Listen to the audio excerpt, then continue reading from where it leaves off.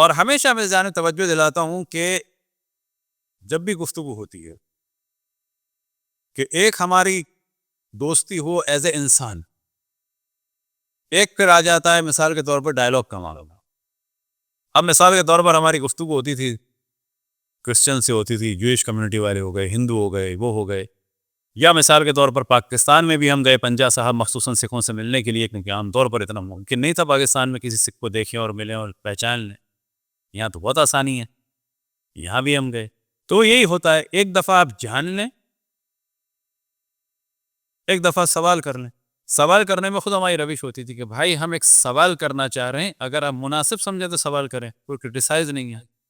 اور اگر آپ کو اس میں لگ رہا ہو کہ انکمفرٹیبل آپ فیل کر رہے ہیں تو آپ کہہ دیں کہ بس یہ آپ کی لمٹ ہے، اس سے آگے نہ جائیں، لمیٹڈ رہیں. اب ہم یہ دیکھتے ہیں کہ تمام دنیا میں شاید ہی کوئی ہم پر کوئی اٹیک کرتا ہو. کسی بھی ریلیجن میں دیکھ لیں، کوئی کرتا ہے اتنا اٹیک، لیکن کرے تو جواب دینا ہوگا. اب اگر مثال کے طور پر کوئی کنفیوشس یا کوئی بدھسٹ جو ہے وہ فارس میں بیٹھ کے اعتراض کر رہا ہے اور اس کا اتنا نقصان نہیں ہے تو کہا جائے گا دے دیں گے کبھی جواب. لیکن اگر کہیں اعتراض ہو رہا ہو گلی کوچوں اور اس کی بنیاد پر قتل کیا جائے تو یہاں جواب نہ دینا کوئی عقل مندی اور حلم کی علامت نہیں ہے، بلکہ وہ ایک ناکامی محسوس کی.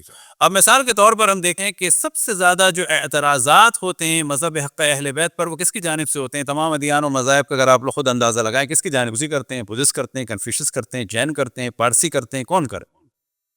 مسلمانوں میں سے فرقے کرتے ہیں. سب سے زیادہ اعتراض کس کے اوپر ہوتا ہے؟ یعنی ہم پر جو ہوتا ہے، ہم تو شیعہ ہیں، سب سے زیادہ کس پر اعتراض ہوتا ہے؟ امامت کے معصوم. ایسا کہ نہیں؟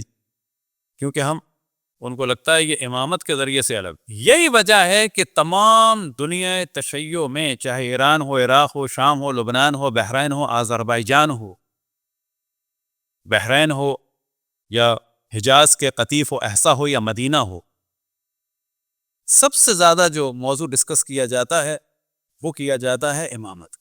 اور یہ نہ فقط اس وجہ سے ہے کہ اعتراض ہوتا ہے، بلکہ اس وجہ سے بھی ہے کہ جن ائمہ کو ہم مانتے ہیں ان کے اتنے فضائل بیان ہوں کہ ہمیں بھی کلیئر ہو جائے کہ ہم نے ان کو بلا وجہ نہیں مانا، ہیں اس قابل کہ ان کو مانا جائے، اور جن کو نہیں مانتے ان کو بھی بلا وجہ نہیں چھوڑا ہے، وہ ہیں اس قابل کہ ان کو چھوڑا. خصوصاً جب بار بار کہا جائے گا کہ آپ اسے کیوں نہیں مانتے اور انہیں کیوں مانتے ہیں، تو لا محالہ قوم کو علمی اعتبار سے مضبوط کرنا ضروری ہوگا. اور یہی وہ چیز ہے کہ جو ہمارے ہاں تمام دنیا تشیع میں، اور جب تمام کہا جائے تو ذہن میں رکھیں کہ پورے جہاں جہاں ہمارے مراکز اور جہاں جہاں ہماری آبادیاں ہیں، چاہے وہ آذربائیجان کی ہو، عموماً مومنین نہیں جانتے کہ ہماری جو بہت بڑی پاپولیشن ہے کہ آذربائیجان کی ہے.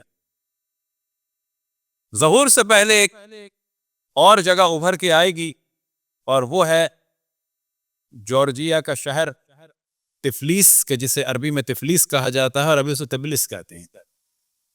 اس کے بارے میں یہ ہے کہ یہ خاص شہروں میں سے ہے، اللہ نے اس کو منتخب فرمایا کوفے کے مقابلے میں، بلکہ آپ کو تعجب ہوگا کوفہ، قم، اور اسی میں سے ایک میں نام آ جاتا ہے کس کا؟ جارجیا کا شہر تبلیس. لیکن ہر جگہ اگر آپ جائیں، جو سب سے زیادہ اٹیک ہوتا ہے وہ اس پہ ہوتا ہے، سب سے زیادہ ڈیفینسنگ پوزیشن میں ہوتے ہیں وہ اس پہ. اب یہ ضرورت کس کی ہے؟ مومنین کی. یہی وجہ ہے کہ تمام دنیا میں عزاداری امام حسین علیہ السلام منعقد ہوتی ہے، اور سب سے زیادہ جو موضوع ڈسکس ہوتا ہے وہ کس کا ہوتا ہے؟ امامت. اب ظاہر ہے کہ امامت میں جو ابتدا ہے وہ امام علی نقی علیہ السلام سے تو ہے نہیں، وہ امام علی ابن ابی طالب علیہ السلام سے. لہٰذا جو سب سے زیادہ فضائل بیان ہوتے ہیں وہ انہی کے بیان ہوتے ہیں کہ جو نفس رسول اللہ ہیں اور جن سے امامت کا سلسلہ شروع ہوا. اور یہی وجہ ہے کہ سب سے زیادہ اٹیک بھی ان پہ ہوئے. اور یہ اصل کا حکم ہے کہ ظاہر ہے کہ امام وہاں سے اگر ثابت ہو گئی تدریجاً ثابت ہوتی چلی جائے گی. اسی امامت کا ایک موضوع ہے ان ائمہ پہ جن لوگوں نے ظلم ڈھایا، اور اس کو ہم بیان کرتے ہیں عزاداری امام حسین علیہ السلام. اب یہ جو عزاداری ہے اس کو سمجھا جاتا ہے کہ کلچر ہے، در حقیقت یہ ایک پوری تحریک ہے، اور اس میں جو اصل موضوع ہے وہ یہی ہے کہ بتایا جائے کہ آل رسول کو بعد رسول اللہ ذبح کر دیا گیا۔ اب یہ تمہارا حق نہیں ہے سوال کرنے کا کہ شیعہ عزاداری کیوں کرتے ہیں، یہ تم بتاؤ کہ تمہارے نبی کی آل کو ذبح کر دیا گیا، خوشی کی بات ہے، جشن مناؤ۔ غم کی بات ہے، غمگین ہو۔ یہ میں ہمیشہ کہتا ہوں کہ کبھی نہیں کہنا چاہیے کہ جی ہم عزاداری یوں کرتے ہیں، سیدھے سیدھے کہا جائے تم مسلمان ہو، الحمدللہ ہم سب کو مسلمان مانتے ہیں، جتنے بھی مسلمان فرقے ہیں ہم سب کو مسلمان کہتے ہیں، لیکن یہ اجازت نہیں دی جائے گی کہ ہم انہیں مسلمان کہیں وہ ہمیں کافر کہیں، نہ۔ یہ وہ وجہ ہوتی ہے کہ جس کو ہم بعض دفعہ ڈسکس بھی کرتے ہیں، وہ اسی وجہ سے کرتے ہیں، تم اگر ہمیں ایک روایت دو گے تحریف کی، ہم تمہیں 10 دیں گے تاکہ بیلنس اوقات میں آؤ۔ تم اگر کہو گے روایت ضعیف ہے تو ہم کہیں گے جب تم اتھارٹی رکھتے ہو تحریف قرآن کی 10 روایات کو ضعیف کو ہم مانیں گے اور تمہیں مسلمان کہیں گے، تو تم ہماری بھی ایک روایت کو کھیلنا بنانا۔ لہٰذا یہاں پر پالیسی بدلنی پڑتی ہے، دکھانا پڑتا ہے جلوہ کہ تم شیشے کے گھر میں بیٹھے ہو، ذرا احتیاط سے۔ تو عزاداری امام حسین علیہ السلام در حقیقت کس چیز کے لیے ہے؟ تاکہ بتایا جائے کہ بعد اشرف الانبیاء ان کی آل کے ساتھ کیا۔ یہ جو آج کل شور مچایا جا رہا ہے فلسفہ عزاداری، یاد رکھیں کہ سب سے اہم فلسفہ یہی ہے کہ رسول کی آل پر ظلم ہوا، ان ظالموں کو بے نقاب کرنا ہے۔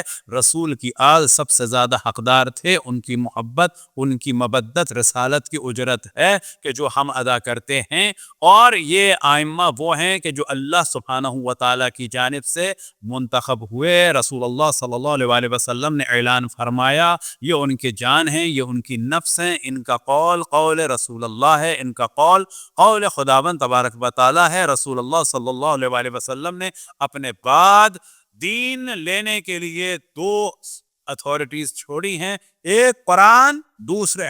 اب ان کے مقابلے میں کل بھی ہمارے دوست محترم نے بیان فرمایا کہ جو خود اہل سنت سے کہ ہمیں 1300 سال بتایا گیا انی تارکم فیکم الثقلین کتاب اللہ و سنتی۔ یہ کیوں بتایا سنتی؟ تاکہ اہل بیت کو مائنس کیا۔ ہم نے کیوں اہل بیت کا ذکر کیا؟ تاکہ اہل بیت کو پہچانوایا جائے۔ اب یہ جو کہا جاتا ہے کہ ذکر اہل بیت علیہم السلام عبادت ہے، تو جان لیں اس وجہ سے بات، چاہے منقبت ہو، چاہے سوز ہو، چاہے سلام ہو، چاہے نوحہ ہو، چاہے مرثیہ ہو، چاہے کوئی بھی چیز ہو، جس چیز کے ذریعے سے بھی اہل بیت کی جانب دعوت ہو، ان کی عظمت بیان ہو، در حقیقت یہ دین کی بقا کا سبب ہے۔ صلوات پڑھیں بر محمد والے۔ لوگوں کو کنفیوز کیا جا رہا ہے آج کل جی فلسفہ عزاداری۔ سوال کیا جائے انڈیا میں لوگ یزید کو ظالم سمجھتے ہیں یا امام حسین کو؟ ہندو کس کو ظالم سمجھتے ہیں؟